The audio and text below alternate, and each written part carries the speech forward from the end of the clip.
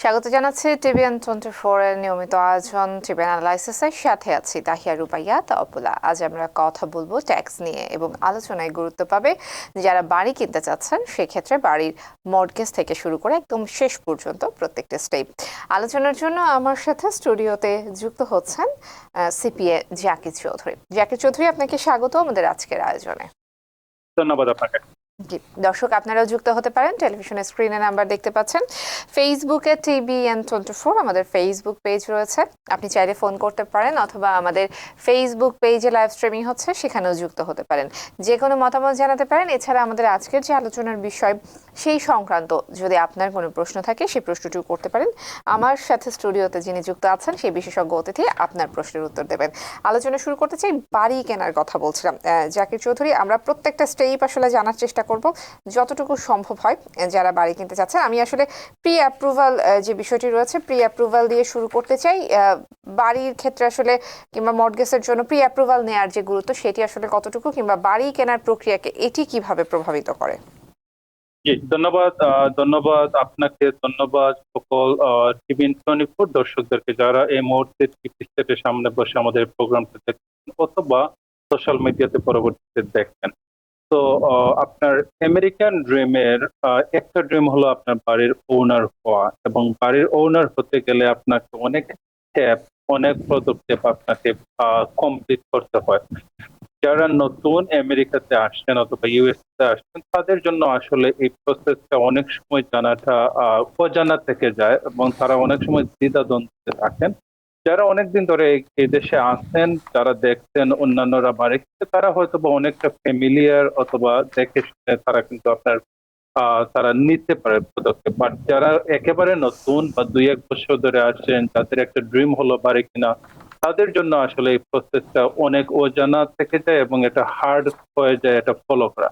এর জন্য আমি আপনাদেরকে সবাইকে বলে দেব আসলে আপনার এ টু জি পর্যন্ত আসলে কিভাবে কোথা থেকে শুরু করতে হবে, কিভাবে আপনি একজন গর্বিত বাড়ির মালিক। এর মধ্যে 17টা স্টেপের মধ্যে প্রথম স্টেপ যেটা আপনি বলছেন যে pre approval, you are 100% correct. এবং প্রি অ্যাপ্রুভাল জিনিসটা আসলে কি?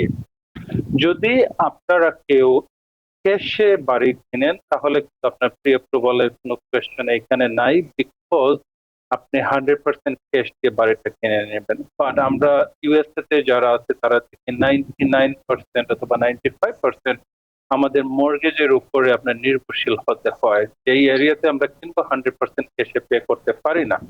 এই প্রি অ্যাপ্রুভালটা আসলে মর্গেজের জন্য, যারা মর্গেজে বাড়ি কিনছেন তাদের জন্য। এখন প্রি অ্যাপ্রুভাল হলো গিয়ে যেমন আপনি কতদিন ধরে কোথায়, আপনি কি ডব্লিউ2 নাকি আপনি 1099 নাকি আপনার ট্যাক্স রিটার্ন, কতটুকু আপনার শক্তিশালী এই ডকুমেন্টগুলো ফুলি ভেরিফাই না করে আপনার লোন অফিসার অথবা লোন কোম্পানি তারা কিন্তু একটু জিনিসের উপরে ভিত্তি করে কিন্তু আপনাকে একটা প্রি অ্যাপ্রুভাল দিয়ে থাকে।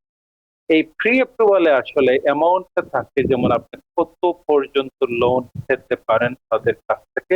বাট কিপ ইন মাইন্ড যে এটা কিন্তু গ্যারান্টিড না। এর কারণ বিকজ হলো তারা কিন্তু ফুলি চেক করে নাই আপনার ক্রেডিট স্কোর, আপনার ব্যাকগ্রাউন্ড, আপনার হাউজের ভেরিফিকেশন, কোনো কিছু কিন্তু চেক করে নাই। বাট সিম্পল একটা ডব্লিউ2 অথবা ট্যাক্স রিটার্ন দিয়ে তারা বলে দিতে পারে যে এস্টিমেটেড এই পরিমাণ অ্যামাউন্ট আপনি লোন পেতে পারেন। এটা হলো যে আপনার প্রি অ্যাপ্রুভাল। জি, আমরা যদি বলেন। জি বলুন। যে আমরা পাচ্ছি, বলুন। হ্যাঁ, আমরা যদি প্রি অ্যাপ্রুভালটা নিয়ে নেই তাহলে আমরা কিন্তু জানতে পারি যেমন আমরা কত লোন পাবো, এবং এটার ভিত্তি করে কিন্তু আমরা বাড়িগুলো দেখা শুরু করব এবং কোন এরিয়াতে অথবা কোন ধরনের বাড়ি দেখবেন। বাড়িটা কি আপনার খন্ড হবে নাকি ওয়ান ফ্যামিলি হবে নাকি টু ফ্যামিলি হবে। তো ইট অল ডিপেন্ডস অন আপনার সামর্থ্যের উপরে এবং লোনের পরিমাণের উপরে। তো প্রি অ্যাপ্রুভাল যখন আপনি পাবেন তখন অ্যামাউন্টটা জেনে গেলেন যে আপনি কত ডলারের লোনটা পাবেন। এইটার উপরে ভিত্তি করে আপনি বাড়ি দেখা শুরু করলেন। এইটা হলো কি আপনার সেকেন্ড স্টেপ, হলো কি আপনার find home and make offer. যেমন আপনি দেখলেন কোন এরিয়াতে যাবেন, কোন ধরনের বাড়ি কিনবেন, আপনার রিকোয়ারমেন্টটা কি, স্কুল ডিস্ট্রিক্টটা কি, আপনার কয়টা বেডরুম দরকার, আপনার বাথরুম কয়টা দরকার, বা আপনার পাশাপাশি স্কুল দরকার কিনা, বা আপনার ট্রান্সপোর্টেশন কেমন, আপনার কোনো হসপিটাল আছে কিনা, অল দোজ ক্রাইটেরিয়া যখন আপনার মেট করবে তখন কিন্তু আপনি আপনার একটা সুইটেবল বাড়িটা পেয়ে যাবেন। আর সুইটেবল বাড়িটা যখন পাবেন তখন কিন্তু আপনি একটা অফার দেবেন, এটাকে বলে যেমন আপনি বাই করতে চাচ্ছেন, এটা হলো গিয়ে আপনার অফার। তো সেকেন্ড স্টেপ যেটা ছিল সেটা হলো যেমন আপনার find a house and make an offer, এটা হলো সেকেন্ড স্টেপ। এরপরে আমরা 3 নম্বর স্টেপে যেটাকে বলা হয়, এটাকে বলা হয় কন্ট্রাক্ট, রাইট? এই কন্ট্রাক্ট জিনিসটা হলো যেমন আপনি অফার দিলেন, অফার দেওয়ার পরে যখন আপনার সেলার আপনার এই অফারটাকে অ্যাকসেপ্ট করবে, যেই অ্যামাউন্ট আপনি বলছেন যে এত ডলার দিয়ে কিনতে রাজি, এটা যখন ওরা অ্যাকসেপ্ট করবে তখন এটা একটা বাইন্ডিং কন্ট্রাক্ট হয়। বাইন্ডিং কন্ট্রাক্ট মেন হলো যেমন আপনার এই সেলার যখনই আপনার অফারের অ্যামাউন্ট অ্যাকসেপ্ট করে সাইন করে দিয়ে দেবে আপনাকে, উনি আপনাকে ছাড়া আর কাউকে সেল করতে পারবে না। আপনি যদি কখনো অপারগ হন এইটা কিনতে, তখনই কিন্তু নেক্সট বায়ারের কাছে ওরা বিক্রি করতে পারবে, নেক্সট বায়ারের কাছে বিক্রি করতে পারবে, আনলেস তারা কিন্তু নেক্সট বায়ারের কাছে আর বিক্রি করতে পারবে না। এটা হলো কি আপনার কন্ট্রাক্ট নাম্বার 3। নাম্বার 4, যখন আপনার কন্ট্রাক্ট হয়ে গেল, আপনি জানলেন যেমন আপনার কোন ধরনের করতে হবে বা কোন এরিয়াতে আপনি যাচ্ছেন, ওইটার উপরে ভিত্তি করে কিন্তু আপনি এখন মর্গেজের অ্যাপ্লিকেশন করবেন। বিকজ আপনার মর্গেজ দরকার, আপনি কেসে করতে পারতেছেন। মর্গেজ যখন অ্যাপ্লিকেশন করবেন তখন আপনাকে কিন্তু আপনার অল ইনকাম ইনফরমেশন, আপনার tax return, tax transcript, W2, আপনার জব লেটার, আপনি কোন জায়গায় কাজ, কতদিন ধরে কাজ, অল দোজ ডকুমেন্ট কিন্তু আপনি একটা মর্গেজ অফিসারের কাছে জমা করবেন, যাতে আপনার mortgage officer all those information দেখে কিন্তু আপনার এই মর্গেজ অ্যাপ্লিকেশনটা ওরা অ্যাকসেপ্ট করবে, তারপরে তাদের কাজ তারা শুরু করে দেবে। নাম্বার 4 ছিল সেটা যেমন মর্গেজ অ্যাপ্লিকেশন। এরপরে নাম্বার 5-এ যদি আমরা, তাহলে সেটা হবে যেমন আপনার প্রসেসিং, রাইট? যখনই আপনি মর্গেজ অ্যাপ্লিকেশনটা করে ফেলবেন, আপনি সাবমিট করে ফেলবেন যে কোনো একটা মর্গেজ লেন্ডারের কাছে, তারা কিন্তু তাদের প্রসেসটা শুরু করে দেবে রাইট ওয়ে। প্রসেসিং মিনিংটা হলো কি? প্রসেসিংটা হলো যেমন আপনি যে বলছেন আপনি কাজ করতেছেন, আপনি যে এমপ্লয়ারের সাথে কাজ করতেছেন তাদের কাছে কিন্তু ইন্ডিপেন্ডেন্টলি ভেরিফিকেশন। ইন্ডিপেন্ডেন্টলি ভেরিফিকেশন কিভাবে করবে? যেমন আপনার বিহাফে তারা কিন্তু এমপ্লয়ারের সাথে যোগাযোগ করে জিজ্ঞেস করবে যে এই এমপ্লয়ি আপনাদের সাথে এতদিন ধরে কাজ করতেছে কিনা, এই যে W2 আছে এটা রিয়েল কিনা, তারপরে আপনার তারা ট্যাক্সের ট্রান্সফারটা তারা রান করবে, করে দেখবে আপনার ট্যাক্স রিটার্ন ঠিক আছে কিনা, তারপরে দেখবে আপনার ক্রেডিট স্কোর, আপনার ক্রেডিট স্কোর কতটুকু, কি পরিমাণ আসছে না আসছে, অল দোজ কনসিডার, এটাকে বলা হয় তারা প্রসেস করবে। তো লোন প্রসেসিং এর সময় অনেক একটু সময় লাগতে পারে, তখন যারাই বাড়ি কিনতে চাবেন বা বাড়ি কিনবেন তারা যাতে মর্গেজের সাথে কন্টিনিউয়াস তারা যোগাযোগ করেন বা যোগাযোগ করতে হবে। কারণ হলো কি, যেমন আপনার যেই সময়ে তারা যে ডকুমেন্টটা চাবে ওইটা দিতে হবে। যদি কোনো কারণে তারা দিতে না পারে তাহলে মর্গেজ অ্যাপ্লিকেশন অথবা প্রসেস ডিলে হয়ে যেতে পারে, তখন আপনার ক্লোজিং এর সময় আসতে কিন্তু আপনার প্রবলেম হয়ে যাবে। সো যখনই আপনি মর্গেজ অ্যাপ্লিকেশন করবেন, আপনার সাথে সাথে অল দোজ ডকুমেন্ট প্রসেসিং এর জন্য রেডি করে রাখবেন, যেটাই দরকার হবে সেটাই দিয়ে দিবেন। তারপরে হলো কি জাকির চৌধুরী, আমরা মর্গেজ অ্যাপ্লিকেশন সম্পর্কে জানছিলাম, প্রসেসিং এর বিষয়টা তো আমি আসবো, তবে তার আগে একজন দর্শক রয়েছেন, আমি টেলিফোনটি নিয়ে আসতে চাই। দর্শক কে আছেন সাথে, নাম বলে প্রশ্নটি করুন। আসসালামু আলাইকুম, আপুরা ভালো আছেন? ওয়ালাইকুম আসসালাম, জি আমরা ভালো আছি, আশা করছি আপনিও ভালো আছেন। আলহামদুলিল্লাহ, আল্লাহ ভালো রেখেছেন। প্রথমে আমার হাজবেন্ডের জন্য দোয়া করবেন। ও এই মাসের 1 তারিখে মানে মেজর একটা হার্ট অ্যাটাকে মারা গেছে, সাডেন ডেথ হয়েছিল, দোয়া করবেন ওর জন্য। আচ্ছা, আমার একটা প্রশ্ন হচ্ছে যে মানে ওর মানে মারা যাওয়ার আগে, আই এম সরি আমি একটু লম্বা করে প্রশ্নটা করবো, বাট আমার জানাটা একটু জরুরি। কোনো আজকে সমস্যা CPA নেই, র আমরা কাছে। আছি আপনাকে সহায়তা করার জন্য, বলুন। জি, তো ওর মানে 2 মাস মারা যাওয়ার 2 মাস আগে এরকম আমাকে একটা জিনিস কম্পিউটারে দেখিয়েছিল যে 401 কে একটা জিনিস, মানে আমার একটা 7 বছরের মেয়ে আছে এবং আমার নামে এরকম একটা প্রফিট টাইপের কিছু একটা চার্টের মতো দেখি, কিন্তু আমি আসলে ভালোভাবে পে অ্যাটেনশন করিনি, আমি জিজ্ঞেস করি নাই।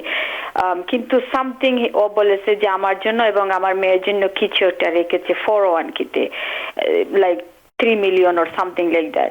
বাট আমার মেইল আছে, বাট আমি জানি ও সব সময় মানে স্টক বাউন্ড এরকম নিয়ে থাকতো আর কি, অ্যাসেট এগুলা, বাট আমি এগুলো আসলে জানি না কিভাবে মানে কি করতে হবে, লাইক প্রসেসটা যে কোনো CPA কে দিয়ে জানতে হবে নাকি মানে মানে কোনো লয়ার দিয়ে জানতে হবে, এই জিনিসটা আমি জানতে চাই যে কিভাবে এই মানে টাকাগুলো আমি পাবো, বা এটা কোনো টাইম লিমিট এরকম কিছু আছে নাকি, বা আমার বাসা নিজের বাসা আছে 2টা, না এটা কোনো মর্গেজ রিলেটেড কিছু নাকি, একটু যদি আজকে CPA আমাকে একটু গাইড করতেন আমি কিভাবে প্রসেসটা শুরু করব। এবং আমি নিজে অফকোর্স আমি এগুলা পারবো না, আমি কখনো ডিল করি নাই, মানে প্রসেসটা কিভাবে করব। অনেকে বলতেছে নাকি টাকাগুলো নাকি নিউ ইয়র্ক স্টেটে ফ্রোজ করে নিয়ে যাবে যদি আমি কোনো কিছু না করি, তো একটু কাইন্ডলি আমাকে বলে দিবেন। If you're wondering, should I get my COVID shot? Think about other people.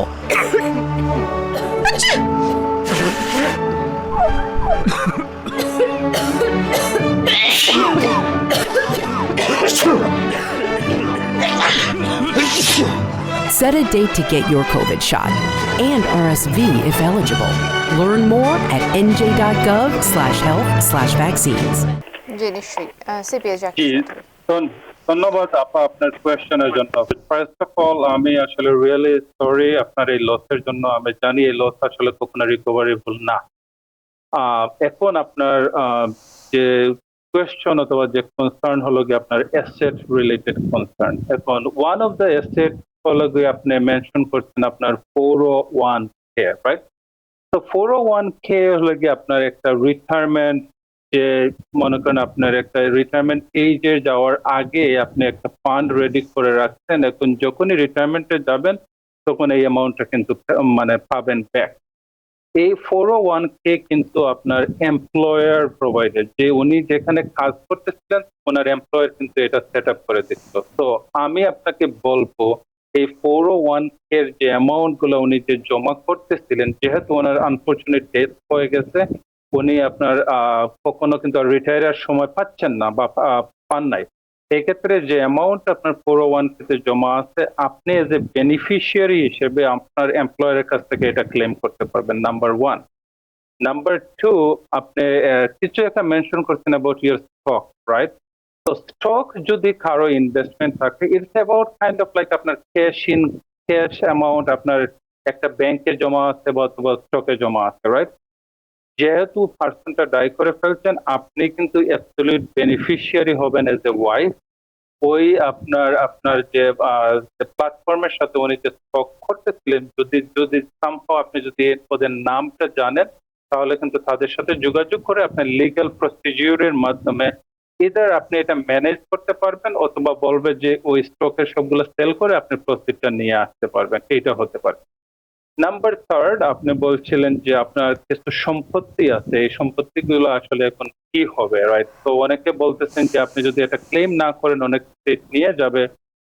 আপনার যখনই কোনো একটা সম্পত্তি থাকে আর যখনই কেউ ক্লেম না করে, যেমন আপনি কিন্তু ডাইরেক্ট বেনিফিশিয়ারি, আপনার বাচ্চা একজন আছে আপনি বলছেন, আপনার কিন্তু ডাইরেক্ট বেনিফিশিয়ারি। তো স্টেট করবে কি, এই এস্টেটটা রেখে, যেমন আপনার যে মালিক ছিলেন ওই মালিক যখন মারা গেছেন, ওই এস্টেটটা আসলে হোল্ড করবে, হোল্ড করে তারা ওই এস্টেটের সংক্রান্ত যে ট্যাক্স গুলো আছে, ট্যাক্স গুলো আপনার পে করবে। পে করার ফলে যেগুলো অবশিষ্ট থাকবে এটা কিন্তু তাদের উত্তরাধিকার, যেমন আপনি, আপনার বাচ্চা, সবাই কিন্তু পাবেন আপনি।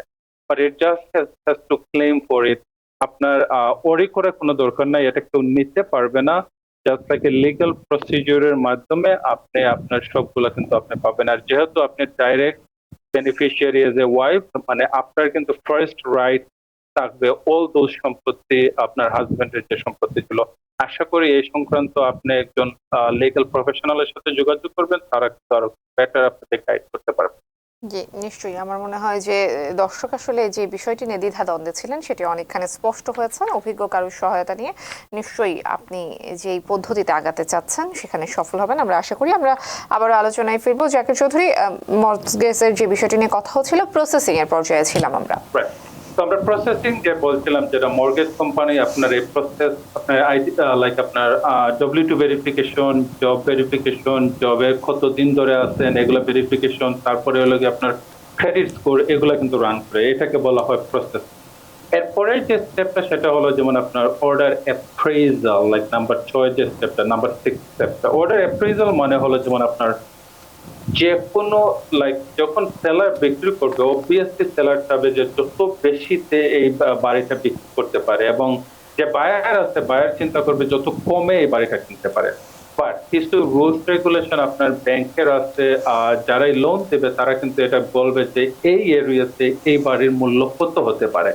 যদি এর থেকে বেশি হয়ে যায় বাড়ির মানে আপনার টার্গেটেড প্রাইস, বা সেলার যদি এর থেকে বেশি চায় তখন এই ক্ষেত্রে কিন্তু আপনার লোনটা অ্যাপ্রুভ হবে না, তখন বলবে যে না আসলে এটা out of order of the appraisal.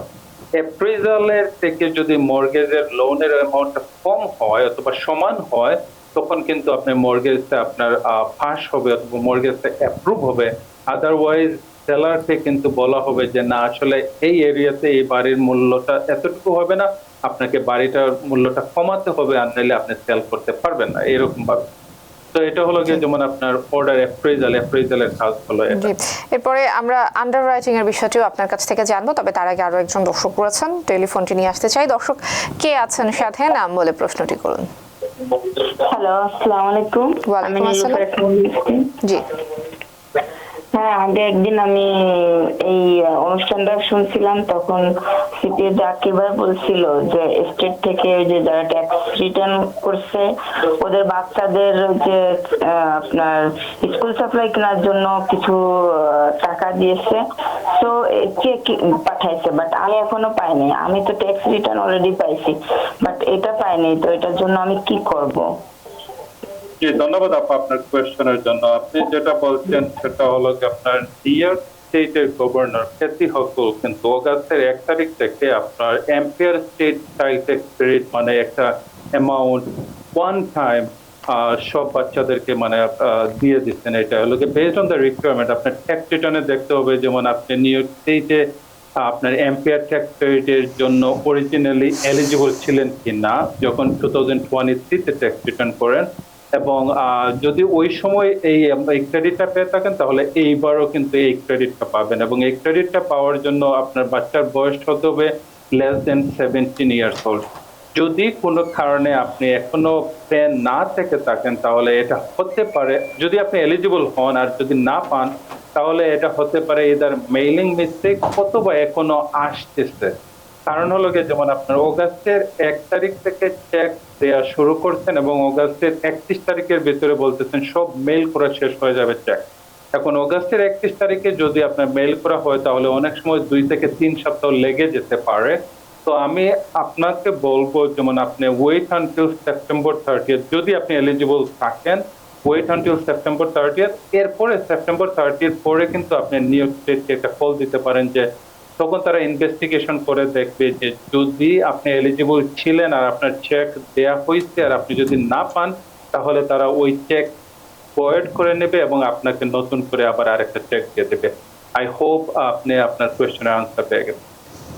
জি, আমার মনে হয় যে দর্শক স্পষ্ট হয়েছেন। আমরা আন্ডাররাইটিং এর বিষয়টি জানবো, একটু বিস্তারিত জানাবেন জাকির চৌধুরী, সেই সাথে যদি একটু যুক্ত করেন যে আসলে আন্ডাররাইটারের ভূমিকাটা কি। তো আন্ডাররাইটার ভূমিকাটা হলো কি আপনার একটা লোন যখন অ্যাপ্লিকেশন সাবমিট হয় আন্ডাররাইটারটা আসলে তারা দেখে যে এই ডকুমেন্টগুলো ঠিক কিনা, আপনার যে W2 ট্যাক্স রিটার্ন, আপনার যে ক্রেডিট স্কোর, অল দোজ যদি আপনার রিয়েল হয় তাহলে তারা কিন্তু লোনটা অ্যাপ্রুভ করে ফেলে। আর লোনটা যখন অ্যাপ্রুভ হয়ে যায় তখন কিন্তু আপনার বাড়ি কেনার ক্ষেত্রে আপনি কিন্তু আরো একটা স্টেপ আগে চলে যান, বিকজ একটা স্টেপ কিন্তু কমপ্লিট হয়ে যায়। তো আন্ডাররাইটারের কাজ হলো যেমন আপনার ডকুমেন্টগুলো ভেরিফিকেশন করা বিফোর আপনার লোনটা অ্যাপ্রুভ হওয়ার জন্য। তো আন্ডাররাইটার যখনই অ্যাপ্রুভ করে ফেলে তখন কিন্তু আপনার লোন অ্যাপ্রুভ হয়ে যায়। জি। তো সেটা ছিল নাম্বার 7 স্টেপ। নাম্বার 8 স্টেপ যেটা হলো যেমন আপনার কন্ডিশনাল অ্যাপ্রুভাল। যেমন বলছিলাম, যেমন আন্ডাররাইটার কাগজগুলো মানে আপনি ভেরিফাই করে কিন্তু একটা কন্ডিশনাল অ্যাপ্রুভাল দিয়েছে যদি ডকুমেন্টগুলো ঠিকঠাক থাকে। কন্ডিশনাল অ্যাপ্রুভাল এইটা হলো যেমন আপনার যদি আপনার এই বাড়ির টাইটেলটা ঠিক থাকে, যদি আপনার বাড়ির ইন্সপেকশন ঠিকঠাক থাকে, যদি আপনার যে বায়ার আছে উনি যদি হোম ওনার ইন্স্যুরেন্সটা নিয়ে থাকেন, তাহলে কিন্তু ওনাকে এই লোনটা দেয়া হবে। এর জন্য এটাকে বলা হয় কন্ডিশনাল অ্যাপ্রুভাল, যে এই কন্ডিশনগুলো তারা ম্যাচ করতে হবে, তো তারা কিন্তু তাদের এই লোনটা পেয়ে যাবে। এরপরে যদি আমরা বলি number 9, appraisal receipt. Remember that আমি বলছিলাম যে অ্যাপ্রেজাল মানে হলো যেমন একটা এরিয়াতে একটা হাউসের প্রাইসটা কত হওয়া উচিত। রিমেম্বার দ্যাট ওই অ্যাপ্রেজাল যখন আপনার অ্যাপ্লাই করা হয়, ওই অ্যাপ্রেজালের রিপোর্টটা কিন্তু চলে আসে এই নাম্বার 9 স্টেপে। অ্যাপ্রেজালের রিপোর্ট যখন চলে আসে তখন কিন্তু মর্গেজ কোম্পানি ভেরিফাই করে ফেলে যে এটা উইথিন অ্যাপ্রেজাল নাকি আউটসাইড অফ দ্য অ্যাপ্রেজাল। যদি উইথিন অ্যাপ্রেজাল হয়ে যায় তাহলে কিন্তু এটা লোনটা অ্যাপ্রুভ করে ফেলে, আর যদি আউটসাইড হয়ে যায় তাহলে কিন্তু লোনটা অ্যাপ্রুভ করে না। তখন সেলারকে বলে যেমন এই প্রাইসটা এই হাউসের জন্য, এই এরিয়ার জন্য প্রযোজ্য না, প্রাইসটা আরো একটু কমাতে হবে, তো এটা কিন্তু আপনার লোনটা অ্যাপ্রুভ হবে। এটা হলো যেমন আপনার অ্যাপ্রেজাল রিসিপ্ট। জি, আমরা আরো বাকি যে স্টেপগুলো রয়েছে সেই সম্পর্কে নিশ্চয়ই জানবো, তবে তার আগে একটি বিরতির সময় হয়ে গেছে। জাকির চৌধুরীর সঙ্গেই থাকবেন, দর্শক আপনারাও সঙ্গে থাকুন, নিচ্ছি ছোট্ট একটি বিরতি। If you're wondering, should I get my COVID shot? Think about other people.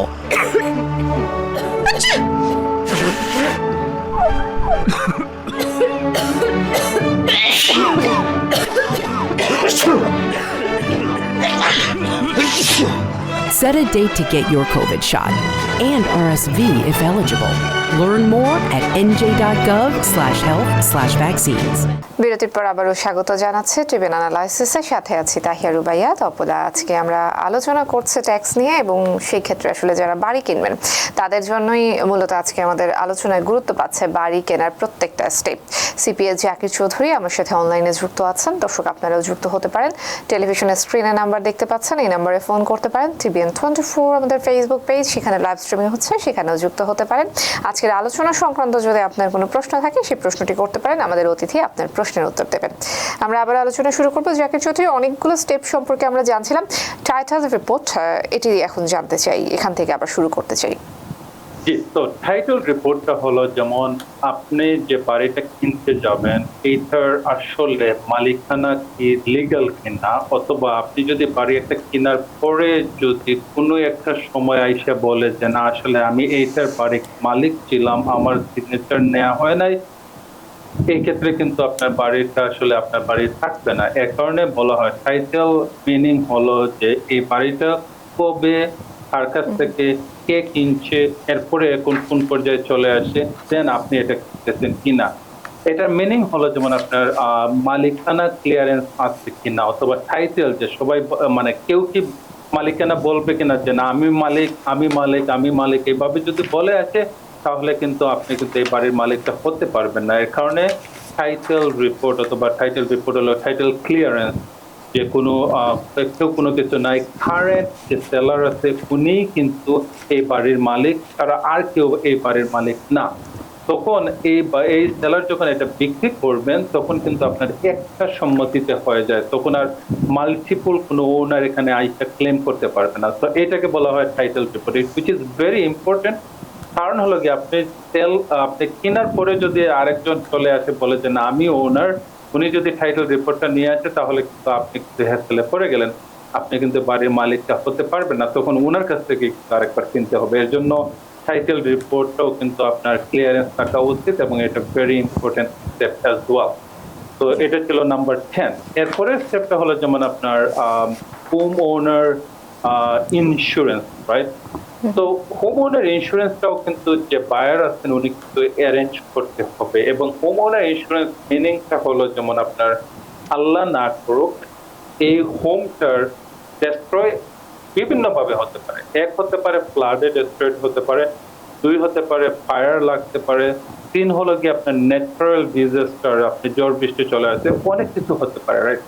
যাতে ওই ধরনের কোনো হ্যাপেন হলে আপনি যাতে আপনার এই বাড়িটা আরেকবার ইন্স্যুরেন্সের কাছ থেকে পেতে পারেন, এটার জন্যই কিন্তু আসলে হোম ওনার ইন্স্যুরেন্সটা নেয়া। এবং মর্গেজ কোম্পানি যখন আপনাকে মর্গেজ দেবে তারা মেক শিওর হতে চায় যে এই প্রপার্টিটা যাতে ইনটেক্ট থাকে, কোনো কারণে ডিস্ট্রয় হয়ে গেলেও যাতে আবার এই ওনারটা এই হাউসটা পায়, যার কারণে তারা কিন্তু তাদের মর্গেজের অ্যামাউন্টও কিন্তু ব্যাক পেতে পারে। এর কারণে মর্গেজ কোম্পানি কিন্তু রিকোয়ার্ড বলে যে ওনারদেরকে যে বাড়িটা কিনবেন ওই বাড়ির যাতে আপনার হোম ওনার ইন্স্যুরেন্স মাস্ট থাকে। এখন হোম ওনার ইন্স্যুরেন্সের অ্যামাউন্টটা এটা হলো মান্থলি একটা প্রিমিয়ামের মতো। যদি 1 ফ্যামিলি হাউস হয় তাহলে আপনার অ্যামাউন্টটা কম হয়, যদি 2 ফ্যামিলি হাউস হয় তাহলে কিন্তু অ্যামাউন্টটা বেশি হয়। এবং ইভেন বায়ার যারা আছেন তারা কিন্তু অলওয়েজ শপ অ্যারাউন্ড করতে পারেন। শপ অ্যারাউন্ড মিনস হলো ডিফারেন্ট ইন্স্যুরেন্স কোম্পানি তারা কিন্তু আপনার ইনভেস্টিগেশন করে দেখতে পারেন বা অথবা কোর্ট দিতে পারেন যেই ইন্স্যুরেন্স কোম্পানি তাদের লাইক আপনার মানে প্রিমিয়াম অ্যামাউন্টটা কম দিতে পারে তারা কিন্তু সেটা নিতে পারে। তো ইটস অ্যান অপশন, যারা বায়ার আছে তারা সেটা নিতে পারেন অথবা আপনার ডিফারেন্ট শপ অ্যারাউন্ড করতে পারেন। এটা ছিল নাম্বার 11 স্টেপ। এরপরের স্টেপটা নাম্বার 12 স্টেপটা হলো রেট লক। তো রেট লক মিনিং হলো যেমন আপনার যারা মর্গেজে বাড়ি কিনবেন তাদের একটা মর্গেজের রেট আছে, তারা কিন্তু আপনার ল্যান্ডারের সাথে অথবা মর্গেজ কোম্পানির সাথে যোগাযোগ করবেন এবং ল্যান্ডার কোম্পানি শুড তারা কিন্তু তাদের ক্লায়েন্টের জন্য এই সুবিধাটা দেওয়া উচিত, যে কারণ হলো কি আপনার মর্গেজ রেটটা কিন্তু আপ এন্ড ডাউন করে ইচ এন্ড এভরি ডে। আজকে যে একটা রেট আছে কালকে হয়তো বা একটু কমতে পারে অথবা বাড়তেও পারে। যদি মর্গেজ কোম্পানি থিঙ্ক করে যে কালকে রেটটা আজকে থেকে বাড়বে তখন কিন্তু তারা লক করতে পারে। লক মিনিং হলো আজকের যদি 5.25 থাকে আর তারা যদি লক করে ফেলে, কালকে যদি 5.50 থাকে ক্লায়েন্টদেরকে কিন্তু 5.50 দিতে হবে না, কারণ হলো কি তারা এটা কিন্তু 5.25 এ লক করা হয়েছে। এর অপোজিট ভাবে যদি এটা হয় যেমন 5.25 এ লক করা হয়েছে বাট কালকে 5 হয়ে গেছে, এই ক্ষেত্রে মর্গেজ কোম্পানি কিন্তু ক্লায়েন্টদেরকে সুবিধা দেয়, বলে যে যদি আজকের রেট থেকে কালকে আরো কমে তাহলে ক্লায়েন্টরা কিন্তু কালকের রেটটা পাবে, বিকজ হলো কি এটা ডাউন রেট। আর যদি এজ অপোজ টু এটা যদি আপ হয় তখন মর্গেজ কোম্পানি বলে যে না আপনি আপের প্রাইসটা দেওয়া অথবা রেটটা দেওয়া লাগবে না, এর জন্য আমরা এটাকে লক করে ফেললাম, এই রেটটাই থাকবে, যদি কালকে বাড়ে তাহলে আপনার বাড়ার রেটটাও দেওয়া লাগবে না। এটাকে বলা হয় আপনার রেট লক। তো এটা হলো যে নাম্বার 12 স্টেপ। এরপরে স্টেপ হলো কি 13 স্টেপ হলো কি clear close, right? Clear to close জিনিসটা হলো যেমন আপনার মর্গেজ কোম্পানি, আন্ডাররাইটার লাইক আপনার আন্ডাররাইটার, তারপরে হলো কি আপনার টাইটেল কোম্পানি, তারপরে হোম ওনার ইন্স্যুরেন্স, অল যখন আপনার একসাথে থাকবে এবং সব স্যাটিসফাইড হয়ে যাবে তখন কিন্তু আপনার মর্গেজ কোম্পানি বলবে যে না আমরা রেডি টু ক্লোজ, আমরা কিন্তু ক্লিয়ার করে দিচ্ছি ক্লোজ করার জন্য। যে কোনো সময় আপনার বায়ার এবং সেলারের মধ্যে যখন এগ্রিমেন্ট হবে কবে তারা ক্লোজ করতে চান এটা কিন্তু তাদের ডিসিশন, বাট একটা টাইম ফ্রেমের ভিতরে রিজনেবল টাইম পিরিয়ডের ভিতরে কিন্তু এটা শেষ হয়ে যেতে হবে। তো মর্গেজ কোম্পানির দিক থেকে তারা এটা মানে ক্লিয়ার বলে যেমন আমরা we are clear to close. এটা হলো গিয়ে আপনার 13 স্টেপ। এরপরের স্টেপ যেটা 14 স্টেপ যেটা হলো যেমন আপনি যখনই আপনি ক্লিয়ার টু ক্লোজ পেয়ে যাবেন মর্গেজ থেকে তখন বায়ার এবং সেলার দুজন একসাথে হয়ে বলবে যে আমি এই তারিখে আমরা ক্লোজ করে ফেলবো। এটাকে বলে ক্যাজুয়াল অফ ক্লোজিং। ক্যাজুয়াল করবে যে কোন ডেতে তারা আপনার এটা ক্লোজ করবে। এরপরের স্টেপটা হলো যেমন আপনার 15 নম্বর স্টেপটা হলো যেমন ফাইনাল ওয়াক। যখনই আপনার ক্লোজিং এর জন্য একটা স্কেডিউল হয়ে যাবে, আপনি জানেন যে ওই তারিখে এটা ক্লোজ হয়ে যাবে, তখন কিন্তু যে বাড়িটা কিনবেন তারা কিন্তু একটা লাস্ট ফাইনাল ওয়াক মিনিং হলো এই হাউসে ইনভেস্টিগেশন করা, এই হাউসে আরেকবার স্বচ্ছকে দেখা, ফিজিক্যালি আপনি গিয়ে দেখবেন যে আপনার গ্যাস ঠিক আছে কিনা, ওয়াটার ঠিক আছে কিনা, আপনার যে বাড়ির যে কন্ডিশন যখন আপনি প্রথমে দেখে কন্ট্রাক্ট সাইন করছেন ওইভাবেই আছে কিনা, যাতে মেজর চেঞ্জ না হয়। অল দোজ এটাকে বলা হয় আপনার ফাইনাল ওয়াক থ্রু, যে আপনি ক্লোজ করার আগে আপনি দেখে নিলেন, হ্যাঁ না এভরিথিং ঠিক আছে, আমার যেভাবে আমি আগে থেকে এটা কন্ট্যাক্ট করছিলাম ওইভাবে থাকছে। যদি কোনো কারণে মেজর চেঞ্জ হয়, যখন আপনি কন্ট্রাক্ট সাইন করে থাকেন তখন কিন্তু আপনি নেগোসিয়েশন করতে পারবেন, আপনার সেলারের সাথে বলতে পারবেন যে এটা কেন এটা হলো, এটার জন্য আমাকে ক্রেডিট দিতে হবে, অথবা আপনার এটা হয়তো উচিত ছিল না, এটা আপনাকে ফিক্স করে দিতে হবে এক্সট্রা। তো এর জন্য এটাকে বলা হয় আপনার ফাইনাল ওয়াক থ্রু। কারণ হলো কি আপনার এটা রাইট বিফোর ক্লোজিং করার আগেই আপনি গিয়ে একবার সত্যকে এটা দেখছিলেন যে আপনার বাড়িটা আপনার ঠিক আছে এবং লিভ এবল কন্ডিশন, যে আপনি আজকে ক্লোজ হলে কালকে গিয়ে আপনি থাকতে পারবেন, এটাকে ফাইনাল ওয়াক। এরপরে স্টেপ হলো যেমন আপনার যখন ফাইনাল ওয়াক থ্রু হয়ে যাবে, আপনি স্যাটিসফাইড হয়ে যাবেন, তখন হলো কি আপনার closing, which is number 16 step. Closing হলো কি এমন একটা যেই ডেটে আপনার বায়ার এবং সেলার দুজন অ্যাটর্নি সহ আপনার গিয়ে আপনার all those paper work sign করতে হবে, এবং এই পেপার ওয়ার্কের মধ্যে আপনার লোনের paper work, so many paper work. তো এইটা কিন্তু আপনার অনেক সময় 4 ঘন্টা অথবা 5 ঘন্টার একটা অ্যাক্টিভিটি অথবা একটা কাজ থাকে। তো যখন আপনি এই কাগজগুলো আপনি সাইন করে ফেলবেন, এটাকে বলা হয় বাড়ি ক্লোজ অথবা ক্লোজিং। যখন আপনার এইটা শেষ হয়ে গেল, তখন কিন্তু আপনি আপনার বাড়ির আপনার চাবিটা পেয়ে যাবেন। দ্যাট মিনস হলো কি আপনি একজন বাড়ির গর্বিত ওনার, হুইচ ইজ নাম্বার 17 স্টেপ হলো কি আপনার ওনারশিপ। আপনি কিন্তু আজকে যখন আপনি এই ক্লোজিং টেবিল থেকে যখন আপনি চাবি পেয়ে গেলেন, আপনি কিন্তু বাড়িতে এখনই চলে যেতে পারবেন এবং গিয়ে আপনি আপনার সব লকার, আপনি যদি সিকিউরিটি চেঞ্জ করা লাগে সিকিউরিটি করে আপনি চেঞ্জ করে পারেন। লিটারালি ক্লোজিং টেবিল থেকে যাওয়ার পরেই তো আপনি বাড়ির ওনার, এবং ইউ ক্যান ডু, আপনি যেটা ইচ্ছা সেটাই আপনি করতে পারবেন এবং আপনি বাড়ির মালিক হয় চলে আসবেন। জি, আমার মনে হয় যে আমরা বাড়ি কেনার প্রত্যেকটা স্টেপ সংক্ষেপে হলেও দর্শকদের সামনে তুলে ধরতে পেরেছি। যারা বাড়ি কিনবেন তাদের জন্য আসলে ধারণাটা অনেকাংশে স্পষ্ট হয়েছে। আমি অন্য আলোচনায় যাব, তার আগে জাকির চৌধুরী একটা বিষয় একটু জানবো, ক্রেডিট টু ডেপ্ট এই রেশিওটা একটু বর্ণনা করতেন যদি। তো ক্রেডিট টু ডেপ্ট জিনিসটা হলো গিয়ে এটা আপনার একটা মর্গেজের একটা টার্ম, এবং মর্গেজের টার্মটা বলা হয় যেমন আপনার যে ইনকাম এবং ডেপ্টটা, যেমন ডেপ্ট আপনার ঠিক থাকতে পারে, আপনার থাকতে পারে ক্রেডিট ডেপ্ট, আপনার থাকতে পারে অন্য একটা মর্গেজ আছে, অথবা আপনার একটা থাকতে পারে এডুকেশনের জন্য লোন, অল দোজ ডেপ্টটা থাকতে পারে, এবং এরই সাথে সাথে আপনার ইনকামটা থাকতে পারে। যেমন ইনকাম আপনার জব ডিউটিতে কাজ করতেছেন কিনা, 1099 কাজ করতেছেন কিনা, অথবা যদি আপনার একটা ইনভেস্টমেন্ট প্রপার্টি থাকে সেটাতে রেন্টাল ইনকাম আসছে। তো মর্গেজ কোম্পানি আসলে দেখে যে একজন মানুষের আপনার লোন কতটুকু আছে আর ইনকাম কত আছে, এর কারণে এটাকে বলা হয় যেমন আপনার ক্রেডিট টু ডেপ্ট রেশিও। ওনার ইনকামটা কি মনে করেন আপনার ডেপ্ট থেকে বেশি নাকি এটা অপোজিট, আপনার ইনকাম থেকে ডেপ্ট বেশি কিনা অথবা ডেপ্ট থেকে ইনকাম বেশি কিনা। যদি কারো ইনকাম থেকে ডেপ্ট বেশি হয়ে যায় তাহলে কিন্তু উনি কিন্তু লোন পেতে অনেক হার্ড টাইম হবে, লোন না পাওয়ার সম্ভাবনা থাকে। যদি কারো ইনকাম ডেপ্ট থেকে বেশি থাকে এবং মার্জিন যদি বেশি থাকে, তাহলে তারা কিন্তু লোনের অ্যামাউন্টটা বেশি করে পাবে, so that they can buy a bigger house. জি, আমরা $25,000 লস বেনিফিট নিয়ে যদি একটু জানতাম। জি, সো $25,000 লস বেনিফিট, এটা হলো কি আপনার হোমওনার জন্য একটা ট্যাক্স বেনিফিট। এই ট্যাক্স বেনিফিটটা কিন্তু ইচ অ্যান্ড এভরি ইয়ার যারা হোমওনার আছে তারা কিন্তু এটা ক্লেম করতে পারে তাদের ট্যাক্স বেনিফিট। যখনই একজন বাড়ির ওনার হয়ে যাবেন তখন কিন্তু আপনার ওনারশিপ হওয়ার সাথে সাথে কিন্তু অনেক কস্ট এবং এক্সপেন্স চলে আসে, এবং এক্সপেন্সগুলো কি আসলে মর্গেজ পেমেন্ট, আপনার রিপেয়ার, আপনার সাপ্লাইজ, আপনার ক্লিনিং, আপনার রিয়েল এস্টেট ট্যাক্স, আপনার কনেডিশন বিল, আপনার water bill, all those expense চলে আসে। এখন যদি আপনার এই হাউসটা 2 ফ্যামিলি হাউস হয় আর একটা ইউনিটে যদি আপনি থাকেন আর একটা ইউনিট যদি আপনি ভাড়া দিয়ে দেন, তাহলে ভাড়া থেকে কিন্তু আপনি রেন্টাল ইনকামটা পাবেন, এবং রেন্টাল ইনকামটা কিন্তু আপনাকে ট্যাক্স রিটার্নে মাস্ট দেখাতে হবে।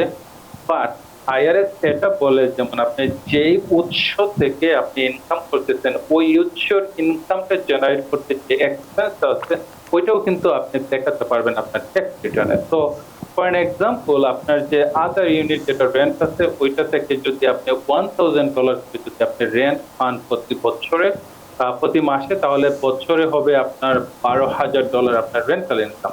বাট এই রেন্টাল ইনকাম এটা জেনারেট করতে আপনার ওইটা হয়তো বা ওই ইউনিটটা রিপেয়ার করা লাগছে, আপনার পেন্ট করা লাগছে, আপনার প্রপার্টি ট্যাক্স আছে ওই ইউনিটের জন্য, আপনার ইলেকট্রিসিটি বিল আছে, আপনার ওয়াটার বিল আছে, আপনার ক্লিনিং আছে। অল দোজ এক্সপেন্স যদি আপনার মোর দেন এই 12,000 এর উপরে হয়ে যায় তাহলে কিন্তু আপনার লস চলে আসে। তো আমরা যদি এক্সপেন্সটা যদি আমরা মেক ইট আপ করে ফেলি লাইক অ্যারাউন্ড $30,000 যদি এক্সপেন্স, আর যদি ওনার ইনকাম যদি $12,000 হয় তাহলে কিন্তু এখানে লস আসছে $18,000 লস। এখন এই $18,000 লস যদি থাকে তাহলে কিন্তু ওই ট্যাক্স পেয়ারের অন্যান্য যে ইনকাম আছে ওই ইনকামের সাথে ওই $18,000 লসটা কিন্তু আপনার অ্যাডজাস্ট হয়ে যাবে। অ্যাডজাস্ট কিভাবে হবে? যদি ওনার W2 ইনকাম থাকে আপনার সে এক্সাম্পল $58,000, ওই $58,000 থেকে এই $18,000 লস বাদ যাওয়ার পরে যেটা থাকে ওটা হবে $40,000। এই $40,000 উপরে ওনাকে ট্যাক্স দেওয়া লাগবে, নট লাইক 58,000।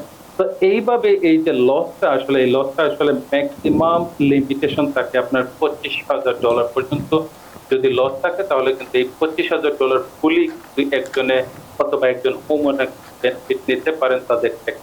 যদি 25,000 এর উপরে হয়ে যায় এই ক্ষেত্রে কিন্তু আনফরচুনেটলি ওনারা কিন্তু মোর দেন $25,000 এর বেনিফিট নিতে পারবেন না। It is only $25,000 which is like আপনার ম্যাক্সিমাম অ্যামাউন্ট, এবং এই অ্যামাউন্টটা কিন্তু আপনার each and every year, not only 1 year, যেই বছরে উনি ট্যাক্স রিটার্ন করবেন না কেন ওই বছরে সেই বেনিফিট পাবেন। তো it is on going, each and every year এই বেনিফিটটা তারা নিতে পারেন।